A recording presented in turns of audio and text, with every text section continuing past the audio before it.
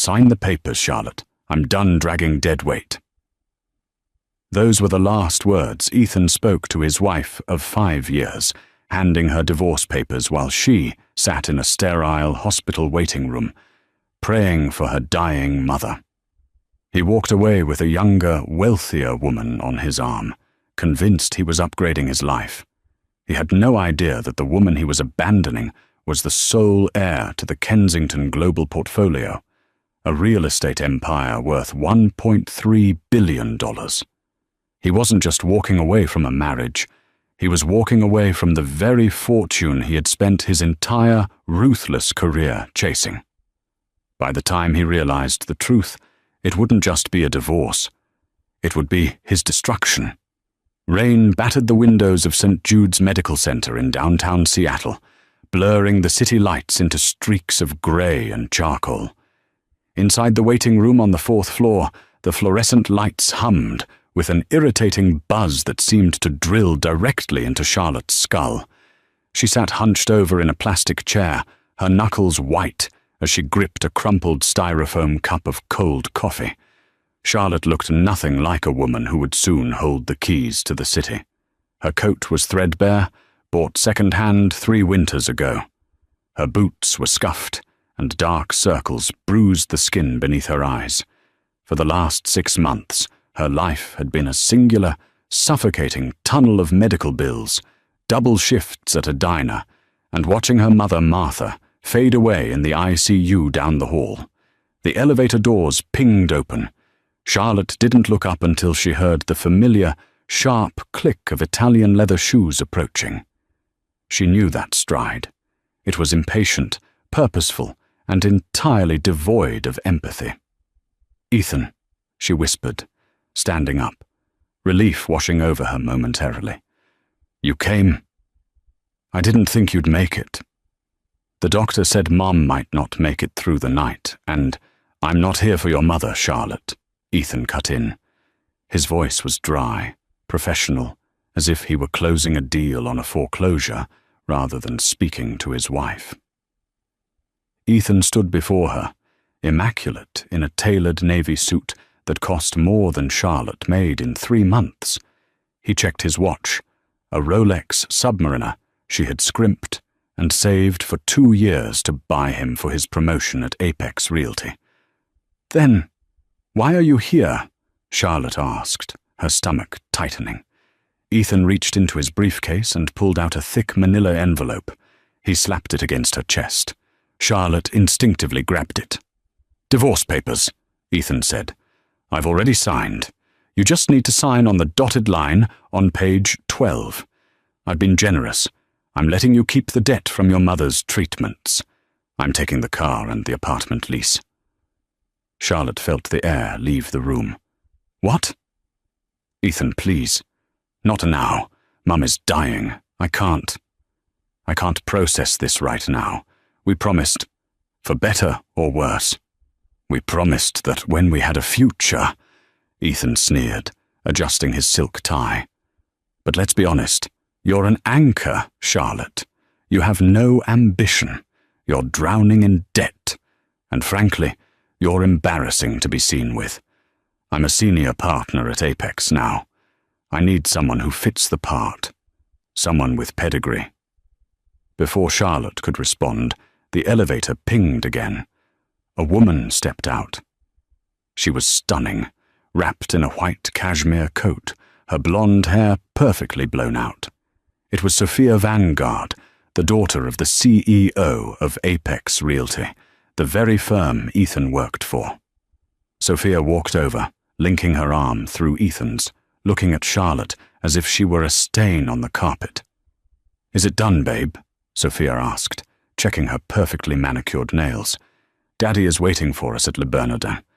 We can't be late." "Almost," Ethan said, his voice softening for Sophia before hardening again as he looked at Charlotte. "Sign them, Charlotte. Don't make this ugly. You have nothing to offer me. You never did." Charlotte looked from the envelope to the man she had supported while he studied for his real estate license, the man she had cooked for, the man she had loved through his failures. You're leaving me for her? Charlotte asked, her voice trembling. Because she's rich? Because she's a winner, Ethan corrected coldly. And you, Charlotte, are a born loser. Your father was a nobody who ran off. Your mother is a waitress, and you'll never be anything more than what you are right now. Pathetic. Sophia giggled, a sharp, cruel sound. Come on, Ethan. She smells like disinfectant and poverty. Let's go. Ethan turned his back on her without a second glance. Mail the papers to my office by Monday, or I'll have you evicted from the apartment by Tuesday. They walked away, the sound of their laughter echoing down the sterile corridor. Charlotte stood frozen, the envelope heavy in her hands. The betrayal was so absolute, so physical, that she felt like she had been gutted. 10 minutes later, a nurse came out of the ICU. Her face was somber. Mrs. Reynolds, the nurse asked gently. It's your mother. I'm so sorry. Charlotte dropped the divorce papers on the floor.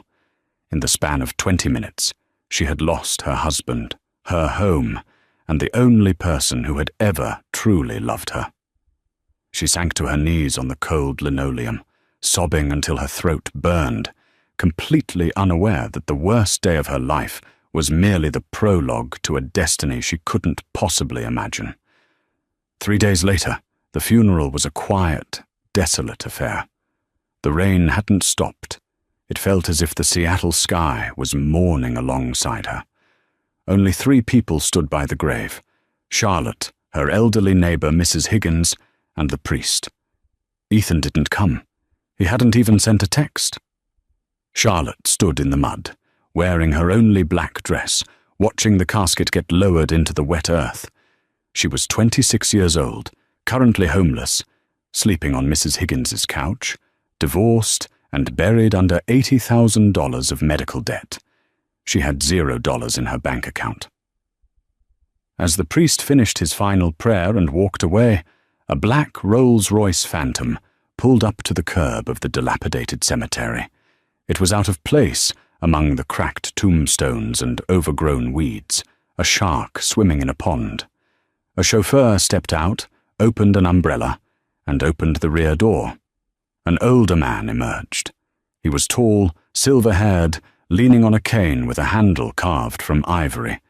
He wore a suit that whispered old money, bespoke, timeless, intimidating. He navigated the muddy grass carefully, stopping a few feet from Charlotte. Charlotte rose, the man said. His voice was deep, gravelly, but not unkind.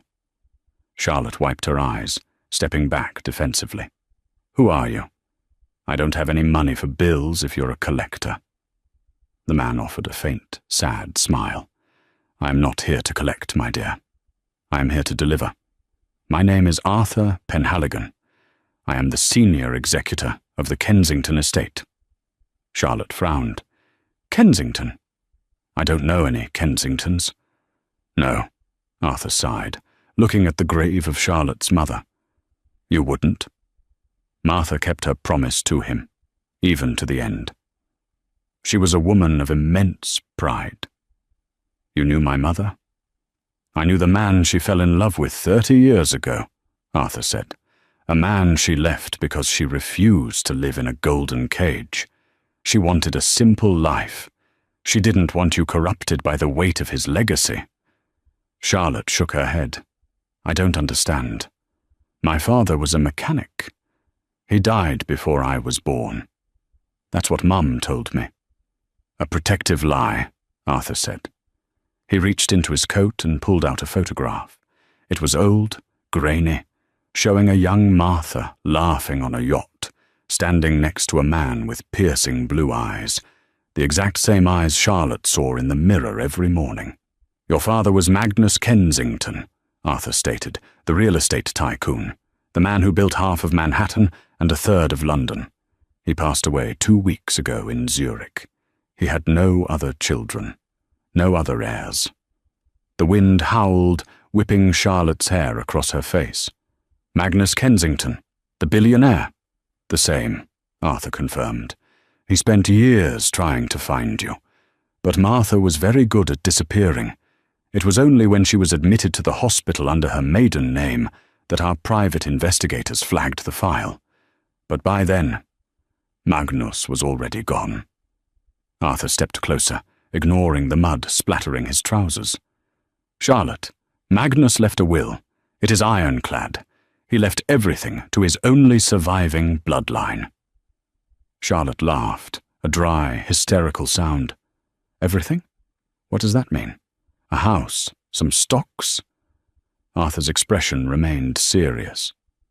The Kensington Global Portfolio includes 34 skyscrapers in New York, the Kensington hotel chain across Europe, retail complexes in Dubai, and significant land holdings here in Seattle, including the Apex Tower. Charlotte froze. The Apex Tower, where Apex Realty is headquartered. We own the building, Arthur corrected gently. They are merely tenants, along with assets totaling approximately $1.3 billion after taxes.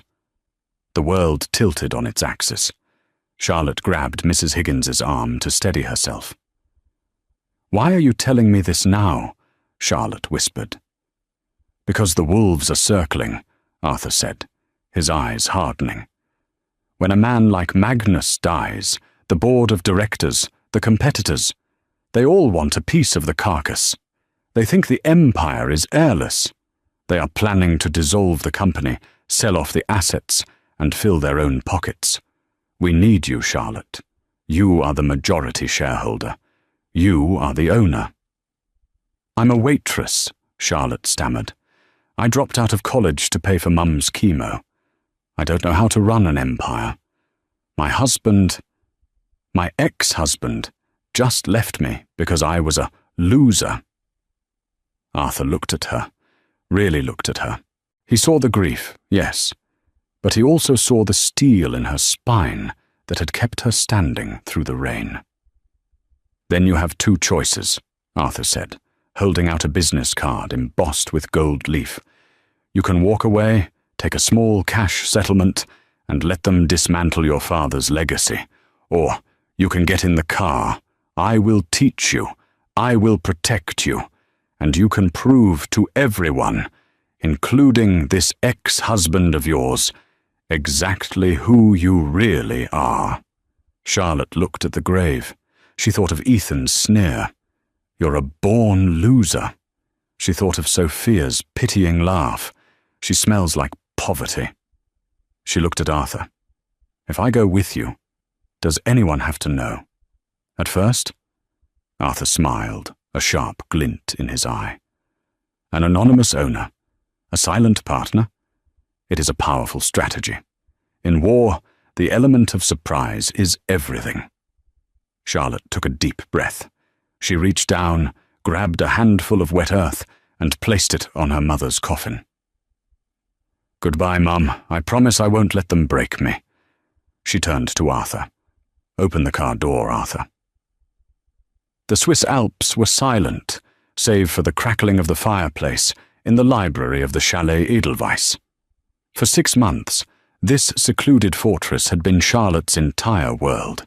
She had vanished from Seattle, leaving no forwarding address, no social media footprint, and no trace of the weeping girl in the hospital waiting room. Arthur Penhaligon sat in a leather wingback chair, sipping an aged cognac. Opposite him sat Charlotte.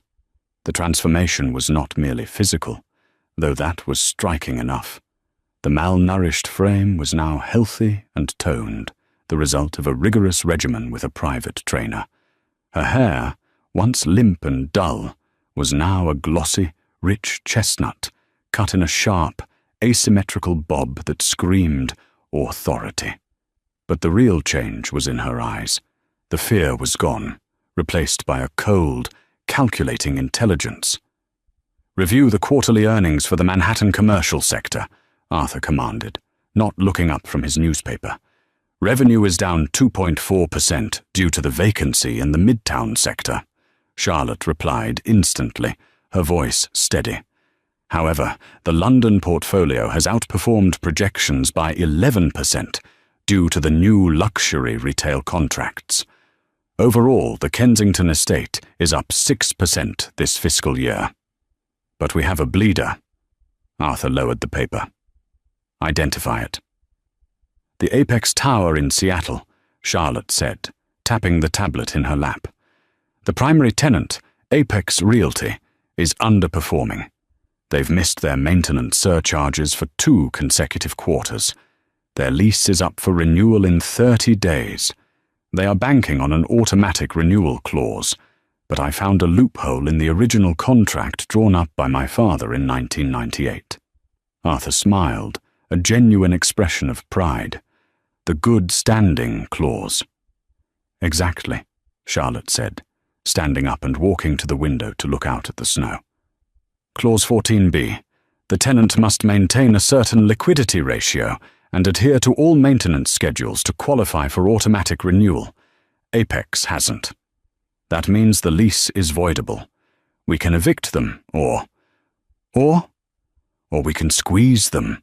Charlotte turned, her silhouette framed by the white mountains. We can renegotiate the terms, triple the rent, demand board oversight. We can break them. Arthur nodded slowly. And who is the lead broker for the Apex account? Charlotte didn't blink. Ethan Reynolds. Meanwhile, in Seattle, the rain was just as relentless as it had been 6 months ago. Ethan Reynolds sat in his corner office on the 40th floor of the Apex Tower, loosening his tie. The view was spectacular, overlooking the Puget Sound, but Ethan was too nauseous to enjoy it. His life, which was supposed to be a continuous ascent to glory, had hit turbulence. "You told me the Kensington renewal was a lock," barked Robert Vanguard, the CEO of Apex Realty and Sophia's father. He was a bull of a man, red-faced and perpetually angry. He paced around Ethan's office, chewing on an unlit cigar. "It is a lock, Robert," Ethan lied, sweating slightly. "The Kensingtons are absentee landlords. The old man, Magnus, died in Europe. The estate is probably in probate hell.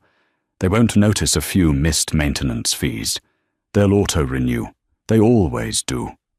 "They better," Robert growled, slamming a fist on Ethan's mahogany desk. "Because if we lose this building, we lose our headquarters.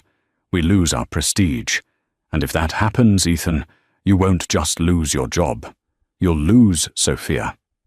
I don't let my daughter marry failures." Ethan swallowed hard. His marriage to Sophia, or rather, their engagement, as the divorce from Charlotte had only just been finalized, was not the fairy tale he had envisioned. Sophia was expensive, obscenely so. She demanded weekly shopping sprees at Nordstrom and vacations to St. Bart's. Ethan was drowning in credit card debt, trying to keep up with the Vanguard lifestyle. He needed his quarterly bonus. He needed this lease renewal. "I'll handle it," Ethan said, projecting a confidence he didn't feel. "I sent the renewal papers to their legal team in Zurich last week. It's just a formality." Just then, his intercom buzzed. It was his secretary, her voice trembling. "Mr. Reynolds, you have a priority courier package. It's marked urgent, from Kensington Global Holdings." Ethan's heart skipped a beat. He snatched the phone. "Send it in." A minute later, he was tearing open the thick envelope. He scanned the document, his face draining of color. "What is it?" Robert demanded. They rejected the renewal," Ethan whispered, his hands shaking. "They're invoking Clause 14b. They say we're in breach of contract." "Who is they?" Robert shouted. Ethan flipped to the last page. It's signed by a proxy, the office of the CEO. But there's a note. Ethan read the handwritten note, clipped to the document. It was written in elegant, sharp cursive. "Mr. Reynolds, the automatic renewal is denied. The Kensington estate requires a face-to-face renegotiation if Apex Realty wishes to remain in our building. A representative will be at your offices on Monday at 9 a.m. sharp Do not be late. Monday, Robert Vanguard hissed. You fix this, Ethan. You get on your knees and beg if you have to. If we lose this lease, you're finished. Ethan stared at the note. He didn't know why, but the handwriting looked vaguely familiar, like a ghost from a past life he had tried to burn. Monday morning arrived with a vengeance. The atmosphere inside the Apex Realty boardroom was suffocating. Robert Vanguard sat at the head of the table, flanked by his legal team. Ethan sat to his right, fidgeting with his Montblanc pen. Sophia was there too, technically as the director of marketing, though she spent most of the meeting scrolling through Instagram on her phone. Who are we expecting? Sophia asked, popping her gum. Some old Swiss banker. We don't know, Ethan snapped, his nerves fraying. They didn't give a name, just a representative. Relax, babe, Sophia rolled her eyes. Daddy will bully them into submission. We always win. At exactly 9 a.m., the heavy oak doors of the boardroom swung open. The room went silent. It wasn't an old Swiss banker. First came 2 bodyguards, massive men in black suits who took positions by the door. Then came Arthur Penhaligon, leaning on his ivory-handled cane, looking every bit the seasoned consigliere. And then she walked in. She wore a custom-tailored white suit by Alexander McQueen that fit her like armor. Her heels, red-bottomed Christian Louboutins, clicked rhythmically against the floorboards, a sound of impending judgment. She carried a sleek leather portfolio and wore oversized sunglasses, which she didn't remove immediately. Ethan frowned. The woman's silhouette was familiar, but the aura was alien. This woman radiated power. She sucked the oxygen out of the room just by entering it. Robert Vanguard stood up, putting on his best fake smile. Welcome, welcome. I'm Robert Vanguard. We expected, well, someone from the Zurich office. Arthur spoke first. I am Arthur Penhaligon, executor of the estate. And this, he gestured to the woman in white, is the chairwoman and majority owner of Kensington Global. Ethan's jaw dropped. The owner? A woman? The woman reached up and slowly removed her sunglasses. Ethan stopped breathing. The eyes were the same. The nose was the same. But everything else was different. The skin was luminous, the makeup flawless, the posture regal. It was Charlotte. But it couldn't be Charlotte. Charlotte was a waitress who bought her clothes at Goodwill. Charlotte was the woman who cried over coupons. This woman looked like she owned the Federal Reserve. Hello, Ethan, Charlotte said. Her voice was cool, smooth, and laced with a deadly calm. It's been a while. A pin drop could have been heard in the room. Shh. Charlotte, Ethan stammered, standing up so abruptly his chair tipped over. What are you doing here? How did you get in here? Sophia looked up from her phone, her mouth hanging open. The ex-wife? You're kidding me. Ethan, why is your charity case ex-wife crashing our meeting? Sophia turned to the bodyguards. Escort her out. This is a private meeting for serious business people, not for begging exes. Sit down, Sophia, Charlotte said. She didn't shout. She didn't have to. The command cracked like a whip across the room. Charlotte walked to the head of the table, the opposite end from Robert, and placed her portfolio on the glass surface. I am not here to beg, Charlotte said, her gaze sliding over Ethan like he was a bug on a windshield. I am here because I own this building, Sophia. I own the ground you are standing on. I own the roof over your head. And as of this morning, I own the debt your father's company just defaulted on. Robert Vanguard turned a shade of purple. What is the meaning of this? You're Ethan's ex? The waitress? I am Charlotte Kensington, she corrected, her voice steel. Daughter of Magnus Kensington. and I am currently deciding whether to evict Apex Realty and turn this floor into a gym for my staff, or if I should let you stay, for a price." Ethan felt the room spinning. "Kensington. But your mother? She was nobody."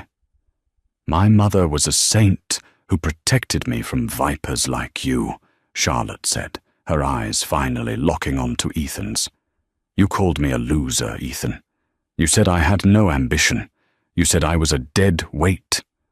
She leaned forward, placing her hands on the table. "Well, the dead weight just bought your mortgage. So, gentlemen, and Sophia, let's negotiate."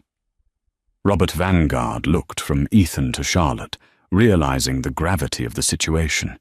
He didn't care about their personal history. He cared about the bottom line. He turned on Ethan instantly. "You knew?" Robert roared at Ethan. "You knew she was a Kensington and you divorced her?" "I didn't know," Ethan pleaded, his voice cracking. "She never told me. She was broke." "Ignorance is not a defense in business, Mr. Reynolds," Arthur interjected smoothly. "It is merely a liability." Charlotte took a seat, crossing her legs elegantly. She opened a folder. "Here is the situation. Apex Realty is currently paying $40 per square foot. The market rate is $65. However, given the distress you caused my previous administration, the new rate will be $85 per square foot, non-negotiable." "That's robbery," Robert shouted. "That will bankrupt us." "Then vacate by Friday," Charlotte said, checking her watch, a Patek Philippe that cost more than Ethan's car. "I have a waiting list of tech firms dying for this view. Amazon is looking for more space. I could call them right now." She pulled out her phone. "Wait!" Ethan yelled. He looked desperate. He looked small. "Charlotte, please, you can't do this. This is personal. You're doing this for revenge." Charlotte paused. She looked at him with a mixture of pity and amusement. "Revenge?" she asked softly. "Ethan, you overestimate your importance. This isn't revenge. This is just business. You're an underperforming asset, and I'm cleaning house." She turned to Robert. "You have 5 minutes to sign the new lease at $85 a square foot with a 5-year lock-in. Or you get out. Clock is ticking." Ethan looked at Sophia, hoping for support. Sophia looked at him with pure disgust. "You idiot!" Sophia hissed at Ethan. "You let $1 billion walk out the door because you didn't like her shoes?" Ethan looked back at Charlotte. For the first time, he realized that the woman he had discarded was not just out of his league. She was playing a completely different game, and he had just lost everything. The fallout from the boardroom meeting was catastrophic for Ethan. Robert Vanguard signed the new lease. He had no choice. But the financial strain on Apex Realty was immediate. The company's stock dipped, and the board of directors was demanding answers. Robert placed the blame squarely on Ethan's shoulders. "You have 1 month to fix this mess," Robert had snarled, stripping Ethan of his senior partner title and demoting him to a probationary associate. "Find a way to void that lease, or find a new job, and stay away from my daughter until you're useful again." Ethan was desperate. He had lost his status, his money was drying up, and Sophia was refusing to return his calls. He sat in his cramped new office, a glorified cubicle, staring at a picture of Charlotte from their wedding day. He didn't see a woman he missed. He saw a winning lottery ticket he had thrown in the trash. He decided to try the one tactic that had always worked on Charlotte before: emotional manipulation. He waited for her outside the Kensington Global headquarters that evening. It was pouring rain again, a grim reflection of his mood. When Charlotte emerged, flanked by her security team, Ethan rushed forward, soaking wet, looking intentionally pathetic. "Charlotte, please, just 2 minutes!" he shouted over the thunder. One of the bodyguards stepped forward to intercept, but Charlotte raised a gloved hand. She signaled for the guard to stand down. She held a black umbrella, looking dry, warm, and untouchable. "You have 60 seconds, Ethan," she said indifferently. "Charlotte, I made a mistake," Ethan pleaded, water dripping from his nose. "I was pressured by Robert. I was confused. But seeing you today, it reminded me of who we were. We were a team. I still love you, Char. I know I hurt you. But we can fix this. We can run this empire together. You need someone you trust. Someone who knows you." Charlotte stared at him, her expression unreadable. For a moment, Ethan thought he saw a flicker of the old, soft Charlotte. He took a step closer, encouraged. "I can leave Apex," he whispered. "I can come work for you. We can be a power couple. Just like we planned." Charlotte laughed. It was a dark, genuine laugh that sent a chill down Ethan's spine. "You really are delusional," she said, shaking her head. "You think I need you to run my father's empire? You couldn't even manage a household budget without my tips from the diner. And as for trust, I trust the snake in the grass more than I trust you. At least the snake doesn't pretend to be my husband." She stepped into her waiting limousine. As the window rolled up, she offered one final strike. "Save your breath, Ethan. You're going to need it when I foreclose on your condo next week. I bought that debt too." The car sped away, splashing mud onto Ethan's trousers. Humiliated and enraged, Ethan went to the only place he had left, Sophia's penthouse. He banged on the door until she answered, holding a glass of wine, looking bored.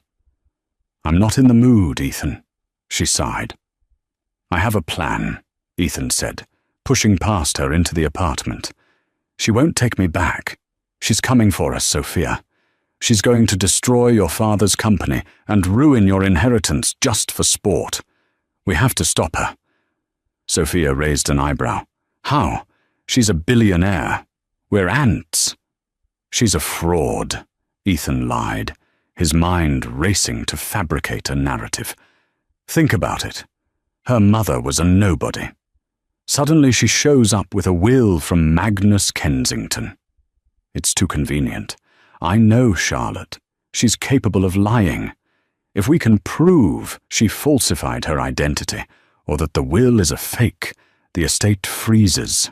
The lease becomes void." Sophia's eyes lit up. If the will is contested, the assets are frozen for years. Apex would be off the hook. "Exactly," Ethan grinned, a manic look in his eyes. "And I know a guy, a forensic accountant who owes me a favor. We dig into her mother's past. We find the dirt. And we expose her." "When?" Sophia asked. "Saturday," Ethan said. "The Kensington Foundation Gala. She's doing her big public reveal to the press. All the major networks will be there. We don't just sue her, we destroy her reputation on live television." The grand ballroom of the Fairmont Olympic Hotel had been transformed into a glittering palace of old-world wealth. Crystal chandeliers, massive and dripping with light, hung above a sea of white roses and black tie attire. This was the Kensington Foundation Gala, the social event of the decade. But to the elite of the Pacific Northwest, it was something far more significant. It was a coronation. Charlotte stood on the mezzanine balcony, hidden behind a velvet curtain, watching the guests arrive below. Senators, tech moguls, and media tycoons mingled with sharks from the finance sector. They were all there for one reason: to see the mysterious woman who had inherited the empire. Charlotte smoothed the fabric of her gown. It was a midnight blue velvet masterpiece that hugged her frame, paired with a diamond necklace that had once belonged to European royalty. She looked every inch the billionaire heiress, but beneath the diamonds, her heart was hammering against her ribs like a trapped bird. "You look ready for war," Arthur Penhaligon said, stepping up beside her. He looked regal in his tuxedo, though his eyes remained vigilant, scanning the room like the seasoned protector he was. "I feel like I'm walking into a gladiator pit," Charlotte admitted, her voice barely a whisper. "They're all waiting to see if I stumble. They want to know if the rumors are true, if I'm just a lucky waitress or a real player." "Let them look," Arthur said, handing her a glass of water. "Tonight you take the throne. The cameras are ready. CNN, BBC, and Fox have positioned their crews. This is your moment, Charlotte. Do not blink." Charlotte took a deep breath, steeling herself. She thought of her mother, who had spent her life hiding from this world to protect her daughter. Now, Charlotte was stepping into the center of it to protect her mother's memory. "Let's get it over with," she said. As she descended the grand staircase, the murmur of the crowd died down instantly. A hush fell over the room, followed by the blinding pop of camera flashes.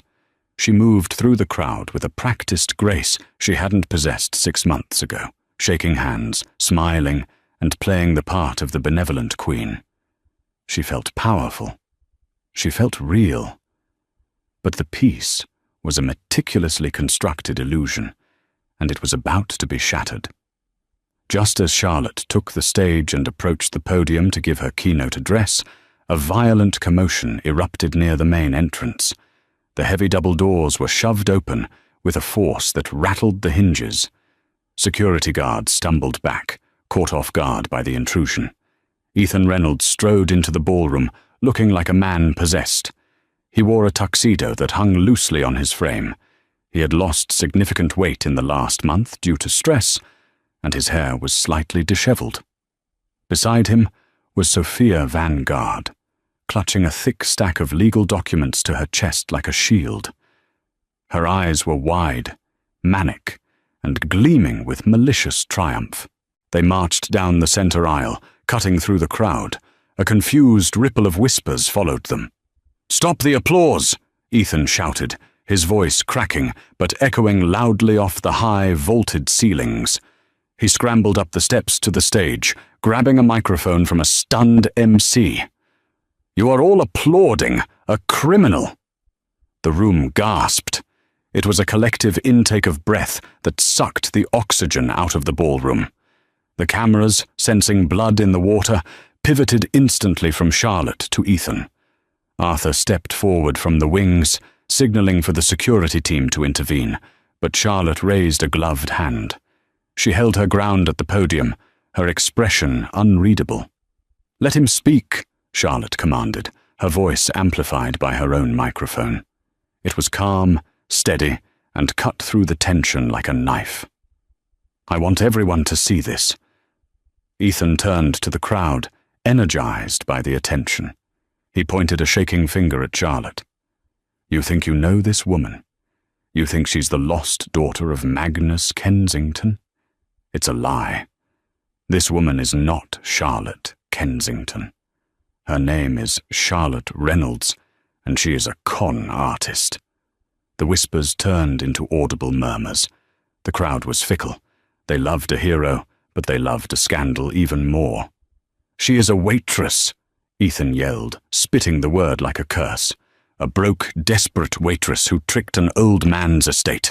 Her mother, Martha, was a mentally unstable woman with an obsession with Magnus Kensington. She faked the DNA test." Sophia stepped up beside him, waving the sheaf of papers in the air for the cameras. "We have proof!" she shrieked, her voice shrill. "We have a sworn affidavit from a clinic in Mexico stating that Martha purchased forged genetic markers. This woman is a fraud attempting to steal $1 billion legacy. She doesn't belong here." Ethan smirked, seeing the doubt creeping into the eyes of the audience. He saw the board members exchanging worried glances. He felt the rush of victory. This was it. He had won. He had destroyed her credibility on live television. "She belongs in jail," Ethan declared, turning to face Charlotte, expecting to see her crumble. He expected tears. He expected the scared, pleading girl he had left in the hospital waiting room. Instead, Charlotte began to clap. It was a slow, rhythmic sound. Clap, clap, clap. The sound was jarring in the silence. Charlotte looked at him, not with fear, but with a mixture of pity and amusement. She leaned into the microphone. "Are you finished, Ethan?" she asked softly. Ethan faltered, his smile slipping. "The game is up, Charlotte. Step down before you embarrass yourself further." "Oh, the game is certainly up," Charlotte agreed. She looked over Ethan's shoulder toward the wings of the stage. "Arthur?"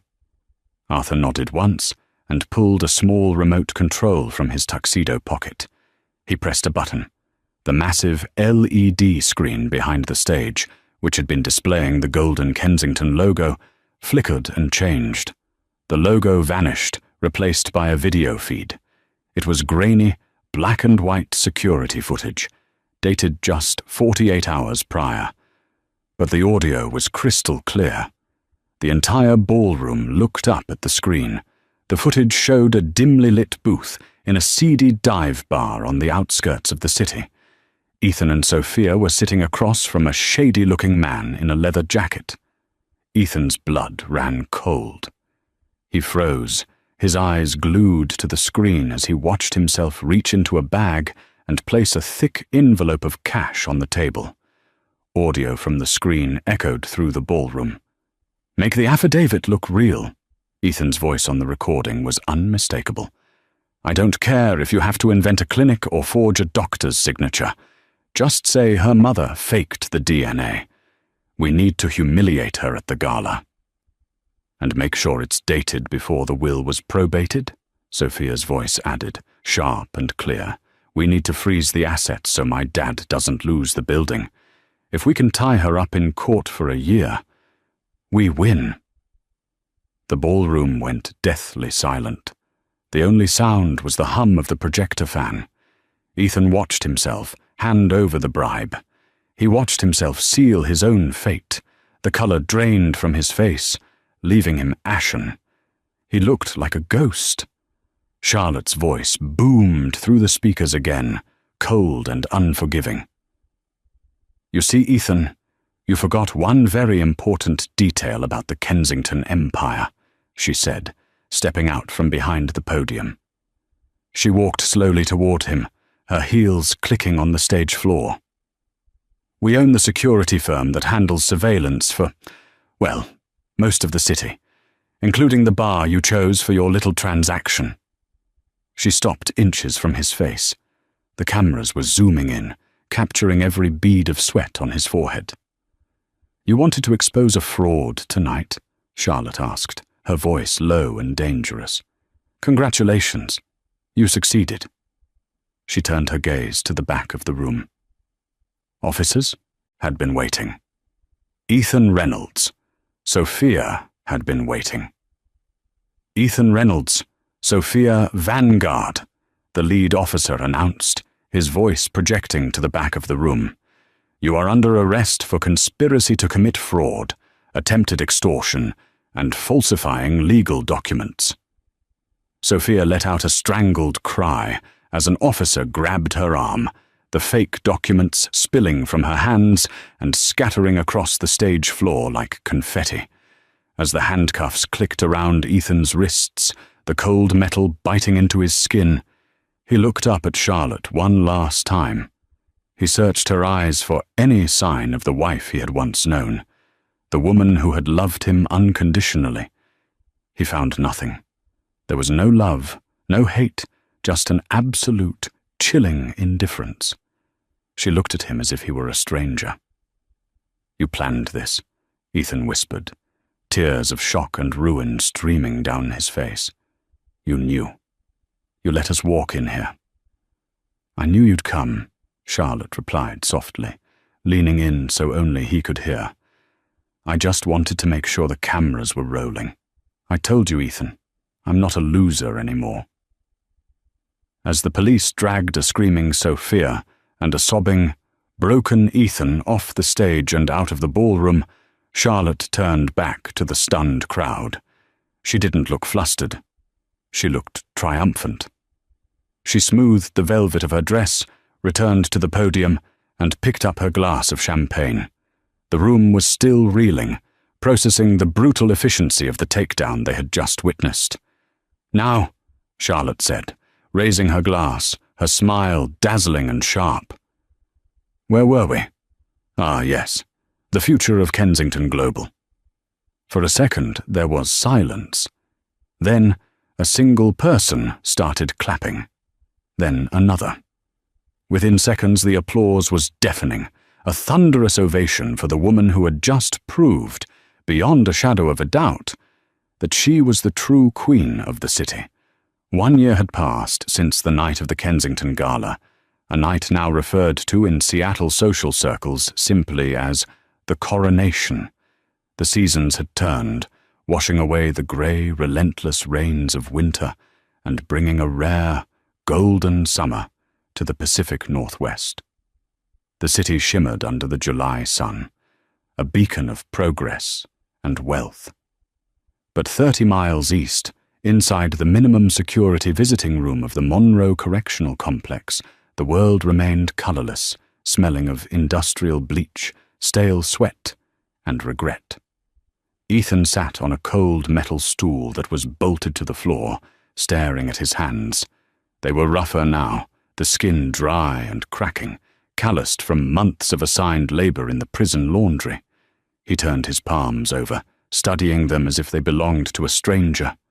The manicured nails, the soft skin of a man who had never done a day's manual labour, and the heavy weight of the Rolex Submariner were distant memories now, phantom limbs of a life he had amputated with his own arrogance. He wasn't serving a long sentence. 18 months for fraud and conspiracy, thanks to a plea deal his lawyer had scrambled to secure, but the length of time didn't matter. The real sentence wasn't the days he counted down in a 6-by-8 cell. It was the knowledge that waited for him on the outside. Across from him sat his court-appointed attorney, a tired man named Mr. Henderson, who looked as if he would rather be anywhere else. Henderson shuffled through a stack of paperwork, the rustling sound loud in the quiet room. "The parole board is reviewing your file next month," Henderson mumbled, not bothering to make eye contact. "Your behavior has been good. You've kept your head down. If you stay out of trouble, you'll likely be out by Christmas." "And then what?" Ethan asked, his voice sounding hollow, scraped raw from lack of use. Henderson shrugged, finally looking up. "Then you start over. You're young, Reynolds. You have time." Ethan let out a bitter, fractured laugh that died quickly in the sterile air. "Start over? In this industry?" "I'm radioactive, Henderson. I'm not just an ex-con. I'm the man who divorced a billionaire heiress because she was too poor, and then tried to frame her with forged documents when I realized my mistake. I'm a punchline. I'm a cautionary tale taught in business ethics classes from here to Tokyo." The lawyer didn't argue. There was no point in offering false hope. He simply packed his briefcase, snapping the latches shut with a finality that echoed in Ethan's chest. "Just keep your head down, Reynolds. Survive the time. That's the job right now." As Henderson walked away, the heavy steel door buzzing open and clanging shut behind him, Ethan remained frozen. He wasn't ready to go back to his cell yet. He turned his gaze toward the small, mounted television in the corner of the waiting room. It was muted, but the captions were scrolling, and the image was unmistakable. It was a business news channel. The headline flashed in bold, urgent blue letters. "Kensington Global reports record profits, announces new Martha's Hope housing initiative." And there she was, the camera feed cut to a live shot in downtown Seattle. Charlotte stood in front of a gleaming new high-rise, a pair of ceremonial scissors in her hands as she prepared to cut a red ribbon. She looked breathtaking. She wore a tailored cream suit that radiated authority, but her face was soft, glowing with a genuine warmth Ethan hadn't seen in years. Standing beside her, beaming like a proud grandfather, was Arthur Penhaligon. Ethan leaned forward, his heart hammering against his ribs. He read the scrolling ticker at the bottom of the screen. Under the leadership of Charlotte Kensington, the formerly stagnant estate has revitalized the downtown district. The new Martha House will provide luxury standard housing for low-income families, funded entirely by the profits from the commercial sector. When asked about her success, Ms. Kensington credited her late mother for teaching her the value of resilience. Ethan watched the screen, mesmerized and horrified all at once. The memories hit him like a physical blow. He remembered the woman who used to count change on the kitchen counter just to buy him his favorite steak for his birthday. He remembered how she would rub his back after a long day, whispering that he was destined for greatness. He remembered the night at the hospital, how small and defeated she had looked when he handed her the papers. He had held a diamond in his hands, convinced it was nothing but common glass, and he had thrown it into the mud to chase a mirage. On the screen, Charlotte smiled at the crowd, a smile of absolute victory and peace. Ethan couldn't bear it. He turned away, squeezing his eyes shut as the guard approached. "Time's up, Reynolds," the guard grunted. Ethan stood up, his legs heavy. He walked back toward the cage, the weight of his karma heavier than any iron bars could ever be. Miles away, the air was crisp and clean atop the building formerly known as the Apex Tower. It had been renamed the Kensington Spire, a symbol of the new era. Charlotte stood on the private observation deck on the 80th floor. The wind whipped at her hair, but she didn't shiver. She felt warmer than she had in years, fueled by a deep, quiet satisfaction. Below her, the city of Seattle looked like a sprawling circuit board of lights and movement. The executive office behind her was buzzing with controlled activity. Her team was finalizing the paperwork for the acquisition of a rival firm's assets, Robert Vanguard's company. After the scandal, Apex Realty had collapsed, bankrupting Robert and leaving the Vanguard reputation in tatters. Charlotte had bought the remnants of his company this morning for pennies on the dollar. She hadn't done it out of spite or revenge. She had done it because the portfolio was solid and the price was right. That was the difference between the woman she was now and the people who had tried to crush her. They let emotion and ego dictate their moves. She led with logic, tempered by a conscience. The glass door slid open, and Arthur walked out onto the deck. He held 2 crystal glasses of sparkling water with lime. "You should be inside, Madame Chairwoman," Arthur chided gently, though his eyes crinkled with a smile. "The mayor is here for the photo op, and the board is waiting to pop the champagne for the Vanguard acquisition." "Let them wait a moment," Charlotte said, taking the glass he offered. "I was just thinking." Arthur stepped up beside her, looking out over the skyline. "About the past." "About the future," Charlotte corrected, taking a sip of the cold water. "For so long my life was about reacting, surviving the debt, surviving the divorce, surviving the takeover. I spent every day fighting just to keep my head above water. I think today is the first day I'm actually just living." Arthur nodded slowly, his expression solemn. "Your father, Magnus, would have been terrified of you, you know. He was a shark, a brilliant one, but he operated on fear. You operate on something different. You lead with empathy. It makes you unpredictable. It makes you dangerous in a way he never was." "And Mom?" Charlotte asked, her voice softening at the mention of Martha. What would she think of all this? The skyscrapers? The billions? Martha never cared about the buildings, Charlotte. She didn't care about the bank accounts, Arthur said, placing a comforting hand on her shoulder. She only cared that you didn't let the world harden your heart. She wanted you to have this power, But she was terrified it would change you. Watching you today, seeing you build homes for the poor with the same hand that signed a billion-dollar merger. She would have been very proud. Charlotte looked down at the city streets far below. Somewhere down there, people were rushing, fighting, loving, and losing. She had been one of them. In many ways, she still was. The money had changed her clothes, her address, and her last name, but it hadn't changed the core of who she was. She reached into the pocket of her blazer and pulled out a small, cheap object. It was scratched plastic, faded white with black lettering. It was her old name tag from the diner where she used to waitress. Charlotte. Arthur raised an eyebrow, recognizing it immediately. You still carry that? After everything?